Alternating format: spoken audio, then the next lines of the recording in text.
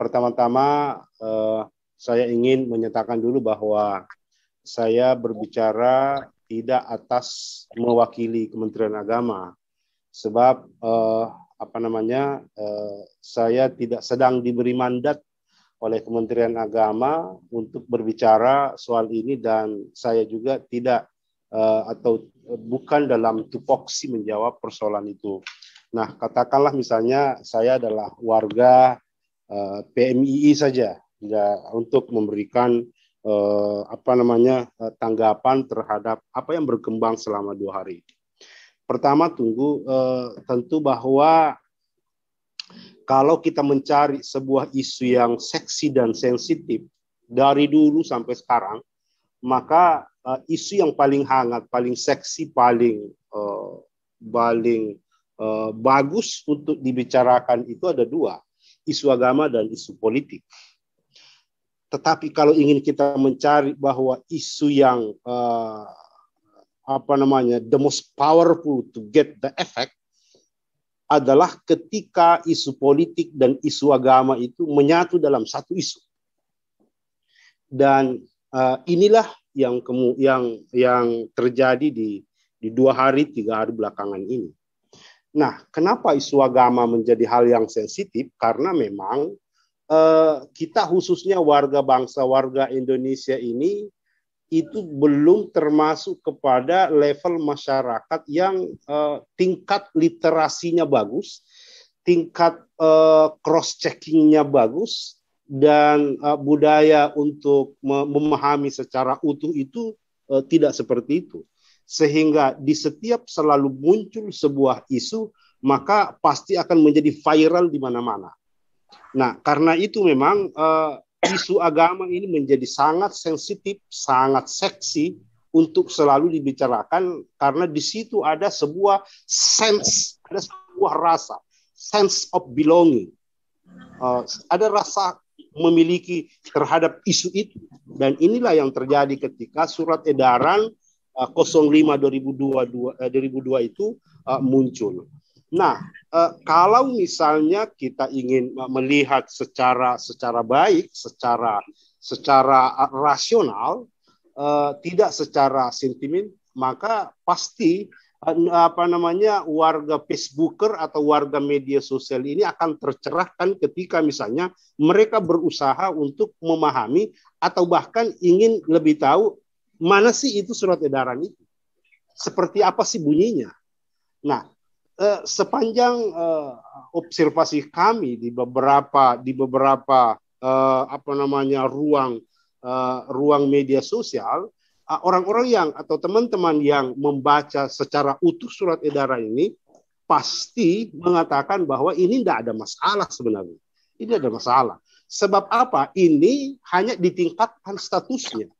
Dari yang tahun 1978 dengan adanya instruksi Dirjen Bimas Islam, di situ juga hampir sama. Nah, kemudian 2022 ini adalah mencoba untuk meningkatkan statusnya menjadi surat edaran menteri, sehingga bisa mungkin lebih powerful untuk menjangkau keseluruhan. Nah, kalau kita lihat, kalau kita baca surat edaran itu, ada sebuah keinginan besar dari pemerintah menetapkan kebijakan ini. Apa misalnya Thomas Erdey mengatakan ketika berbicara kebijakan adalah what the government wants to do or not to do in the future. Apa yang diinginkan oleh pemerintah untuk diberlakukan atau tidak ingin diberlakukan di masa yang akan datang. Nah, di legal reasoning dari surat edaran itu sangat jelas menginginkan bahwa Menteri Agama atau Gusmen saat ini bagaimana mencoba untuk membuat sebuah formulasi kebijakan yang menitikberatkan kepada sebuah kondisi bahwa kita berada pada sebuah komunitas kemajemukan, kebinekaan. Maka dimunculkanlah ini. Maka ada sebuah di sinilah pertama kesalahpahaman yang oleh warga Tizen itu menyebut bahwa ini mengatur tentang azan, padahal tidak. Yang diatur itu adalah bunyi daripada pengeras suara itu. Maka muncullah ada kata di situ 100 desibel. Saya mencoba mencari literatur bagaimana 100 desibel. Sesungguhnya manusia normal itu hanya mampu menerima, telinganya itu hanya mampu menerima desibel itu pada tataran yang 30 dB. Desibel itu apa? Ada alat ukur untuk mengetahui tingkat kebisingan sebuah suara, sebuah bunyi. Nah, saya justru mengatakan kalau 100 dB itu seandainya saya ini adalah mungkin stafnya Pak Menteri secara dekat, saya justru mengatakan bahwa 100 dB itu terlalu keras loh. Karena 100 dB kalau dibunyikan dalam waktu yang cukup lama, itu juga akan merusak. Itu juga akan mampu merusak telinga kita. Ini hanya efek, ini belum efek sosialnya. Nah, karena itu maka surat edaran ini sebenarnya kalau kita lihat tidak ada sesuatu yang perlu diperdebatkan atau perlu dikontroversikan atau bahkan perlu untuk kita refuse, untuk kita tolak, karena semuanya ada dalam rangka untuk membingkai kenyamanan dan ketentraman. Saya ingat sejarah begini. Dulu ketika Muaz ketika memimpin salat misalnya, Muaz itu senang dengan surah yang panjang-panjang. Surah yang panjang-panjang. Ini adalah sejarah. Ketika beliau Muaz ini memimpin sholat lalu bacaannya panjang, apa kata Nabi? Ya Muaz, apakah kamu ingin membuat agama ini menjadi ladang fitnah? Dengan cara engkau mengimami sholat, maka kamu akan menciptakan atau memberikan peluang kepada makmum untuk mengoreksi, untuk tidak nyaman. Nah, ini dalam waktu sholat. Nah, bisa kalau kita kiaskan, analogikan dalam kondisi ini bahwa bisa saja kalau suara daripada hasil yang ditimbulkan dari toa ini kita tidak atur atau pemerintah tidak atur, bisa saja bisa menimbulkan fitnah. Fitnah minimal adalah muncul ketidaknyamanan kepada seseorang yang mendengar itu, dan kemudian objeknya itu bisa membuli orang yang azan. Karena apa? Kita tidak pengaturan kita. Nah, jangan kita dianggap misalnya bahwa ketika kita mencoba untuk mengutak-atik tentang mengatur azan ini, lalu kita diperspektifkan sebagai orang yang kurang beriman. Tidak seperti itu sebenarnya. Justru sebenarnya kita ingin menjaga marwah daripada azan, marwah daripada agama secara umum. Maka saya kira dalam hal ini Pak Menteri sudah sangat baik di dalam rangka untuk meramu ini. Nah, ini saya katakan isu sosial karena jadi kalau kita lihat secara hakikat aturan-aturan yang ada di dalam surat edaran Menteri itu tidak ada hal yang perlu sebenarnya kita perdebatkan atau kita tolak. Nah, tapi karena ini muncul di sosial media hari ini Januari 2022 Kominfo itu memberikan pemberitaan dalam data indo.com menyebutkan bahwa per Januari 2022 jumlah pengguna sosial media itu 190 juta. 190 juta dari penduduk 230 juta. Jadi lebih dari separuh, katakan 70%. Nah, ini kemudian kalau saya melihat bahwa memang akan sangat gampang, sangat mudah untuk memviralkan sesuatu. Apalagi perkawinan antara isu agama dan isu politik itu pasti sangat laku dijual di media sosial. Nah, bayangkan kalau ini diviralkan sampai bermacam-macam. Nah, di sebuah kesempatan saya mengatakan bahwa ada sebuah prinsip di dalam beragama itu bahwa jangan kita menganggap bahwa ruang dunia maya itu dianggap jauh dari jangkauan daripada hukum taklifi di dalam Islam, hukum agama dalam Islam. Nah, setiap kali misalnya katakanlah misalnya 2 hari terakhir ini Pak Menteri dibully, Pak Menteri disumpah serapa dengan macam-macam yang mereka lakukan, maka sesungguhnya itu juga adalah perilaku yang tidak benar sebenarnya. Coba ketika Nabi mengatakan itu, sibabul muslim fusuk, bahwa menghina saudara muslim kita itu, saudara muslim adalah sebuah kefasikan yang luar biasa. Apalagi dalam riwayat misalnya Abu Dawud menyebutkan bahwa la'nul mu'min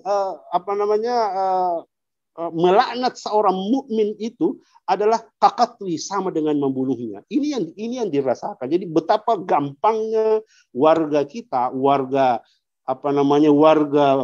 Facebooker kita ini memviralkan sesuatu yang tidak ini. Lalu kemudian kalau kita lihat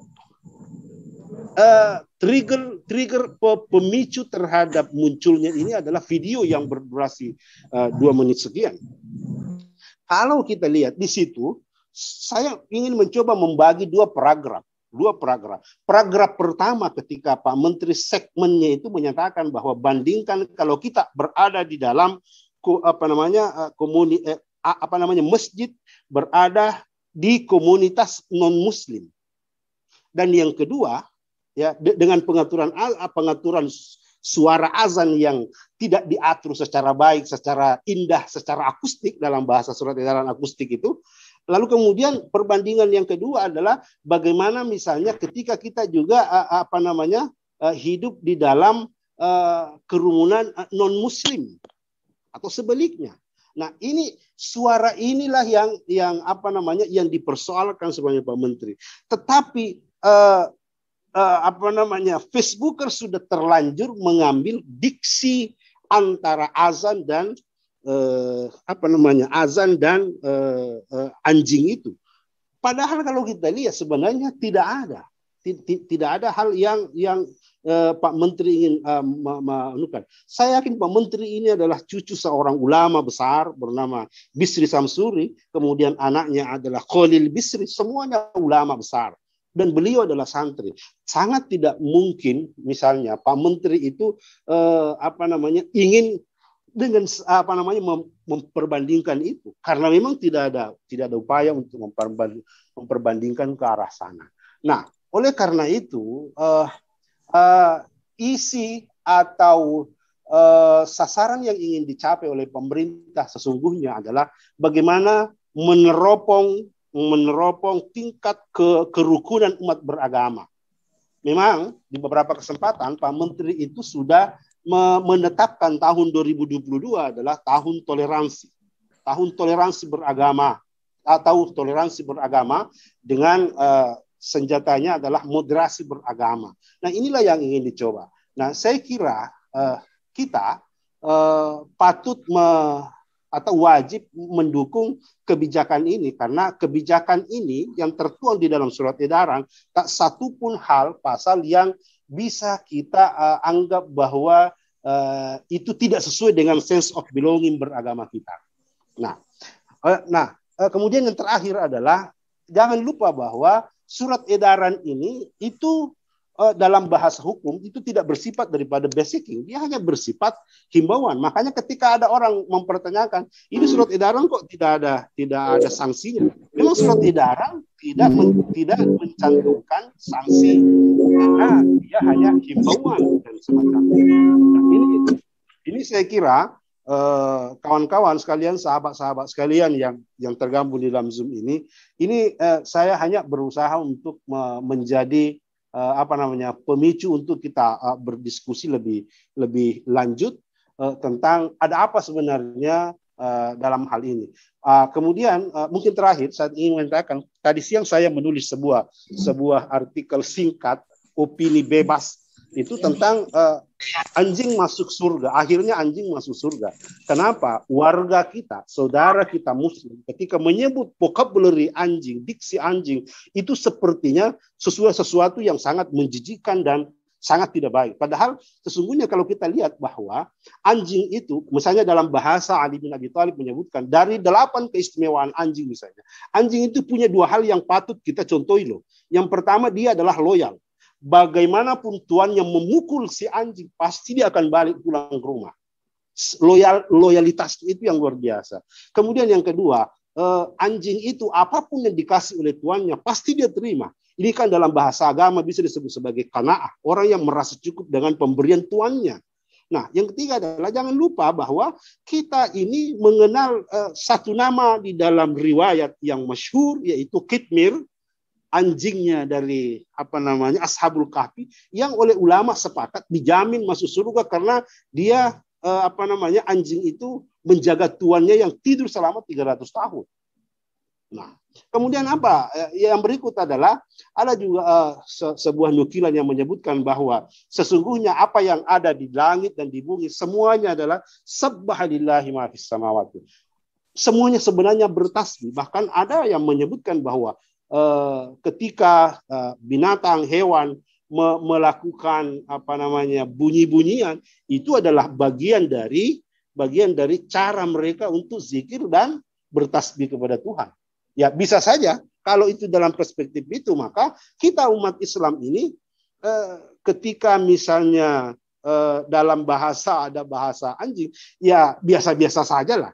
Tidak perlu kita mencoba untuk terlalu jauh membanding-bandingkan apa, karena ya seperti itu. Tidak anjing juga adalah bagian daripada makhluk Tuhan yang harus kita sayangi. Barang siapa yang menyayangi apa yang di bumi, maka yang akan berada di langit juga akan menyayangi. Saya kira ini pemicu untuk kita berdiskusi lebih jauh.